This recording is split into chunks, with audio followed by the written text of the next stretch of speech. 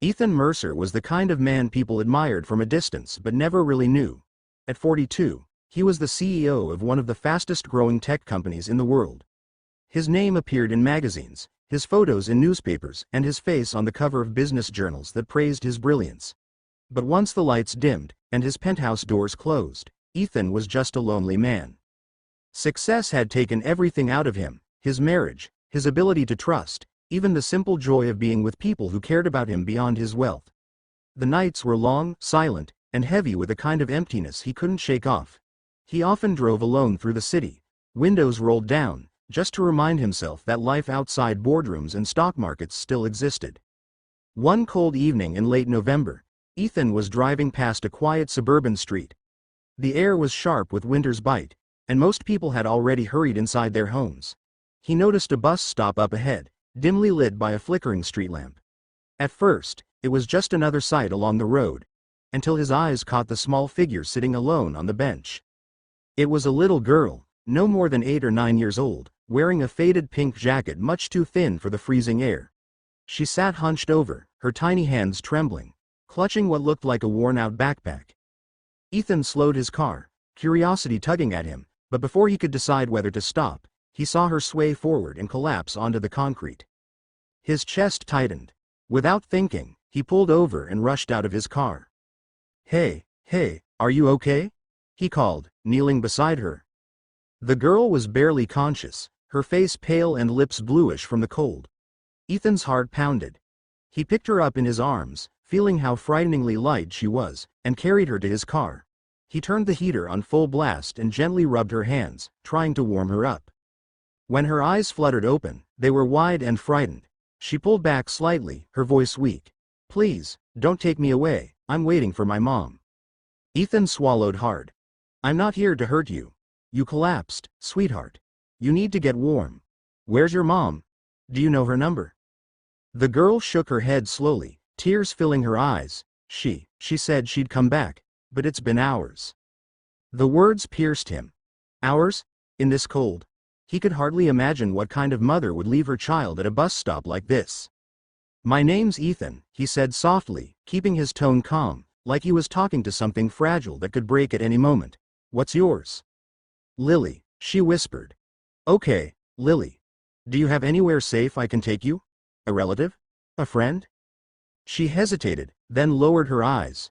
"Just Mom, but she doesn't like me asking for help. She gets mad." Ethan's chest tightened again, but this time with something more than pity. It was anger. Anger at the idea of any child being left alone and afraid like this. He made a decision. "All right. For now, let's get you warm and something to eat. We'll figure out the rest together, okay?" She gave the tiniest nod. They drove in silence for a while, the soft hum of the heater filling the car. Ethan couldn't stop glancing at her. She was so small, so fragile, yet there was something about the way she clutched her backpack like it was her whole world that unsettled him. At a late-night diner, he ordered her a hot chocolate and some pancakes.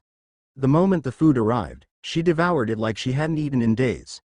Ethan sat across from her, pretending to check his phone so she wouldn't feel watched, but inside, he was breaking. "Lily," he asked gently once she slowed down, "do you go to school?" She nodded. "Sometimes. When Mom lets me, and your dad?" Her fork froze in midair. She looked down, her voice barely audible. "He left when I was a baby." Ethan felt a wave of helplessness. Here he was, a man with billions in his bank account, yet he was staring at a little girl who didn't even have a coat warm enough for winter. When they finally left the diner, Ethan knew he couldn't just drop her back at that bus stop. But before he could suggest anything, Lily asked, "Do you live alone?" The question caught him off guard. "Yes, I do." She hugged her backpack tighter. "It must be nice. No yelling. No scary nights." Ethan's throat tightened. He wanted to ask what she meant, but part of him already knew. Back at his penthouse, Lily's eyes widened as they stepped inside. The vast open space, the tall glass windows overlooking the city, the polished marble floors, all of it seemed like another world to her. But instead of excitement, she simply whispered, "It's too big. Feels empty."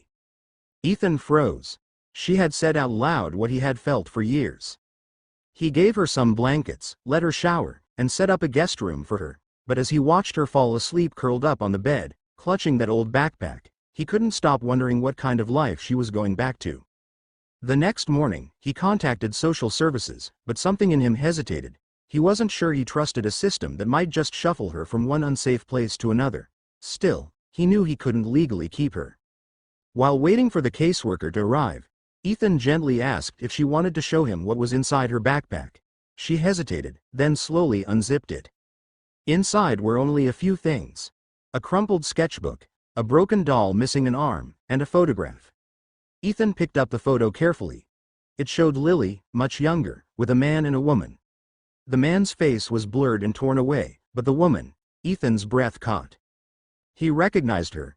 It was Ava Monroe, a woman he once loved deeply, years before he became CEO. They had met in college, full of dreams and fire, but when he chose ambition over her, she walked away. He hadn't seen her since. And now, sitting in his penthouse, was her daughter. Lily noticed his expression and whispered, "That's my mom. She says he left us because we weren't good enough." Ethan's hands shook as he held the photo. Ava had been his first love. Could she be his? Before he could gather his thoughts, the intercom buzzed. The social worker had arrived. Ethan opened the door reluctantly, his mind in chaos. The worker, a kind-faced woman, greeted Lily warmly. But when Lily realized she might be taken away, she clung to Ethan's hand, her eyes filling with tears. "Please, don't let them take me.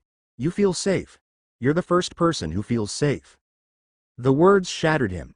Ethan looked at the social worker, then back at Lily, and something inside him hardened. He had spent years building empires, chasing numbers, losing people along the way. But in that moment, he knew this little girl mattered more than all of it. "Wait," he said firmly. "I want to apply for guardianship. I'll take care of her." The worker blinked, surprised. "That's a big responsibility, Mr. Mercer." Ethan squeezed Lily's hand. "I know, but it's the only responsibility that's ever felt right." The process wasn't easy. There were background checks, legal hurdles, and endless paperwork. But Ethan didn't care. He had resources, and more importantly, he had determination. He wasn't going to let Lily slip back into the cracks of a world that had failed her. Weeks turned into months. Slowly, Lily's laughter began to fill the empty halls of Ethan's penthouse. She drew pictures and taped them to the fridge. She insisted he eat pancakes with her every Sunday morning. She even made him sit on the floor and watch cartoons, something he hadn't done since he was a boy. But the biggest moment came one quiet evening. Lily walked up to him, holding that same photo from her backpack. She pointed to the torn part where the man's face used to be and asked, "Was that you?" Ethan's chest tightened. He could have lied, could have brushed it away, but he knelt down and said softly, "Yes, Lily. I think I'm your dad." Her eyes widened, filling with tears, but this time they weren't from fear. She wrapped her arms around him, whispering, "I knew you felt like home." For the first time in years, Ethan Mercer felt whole.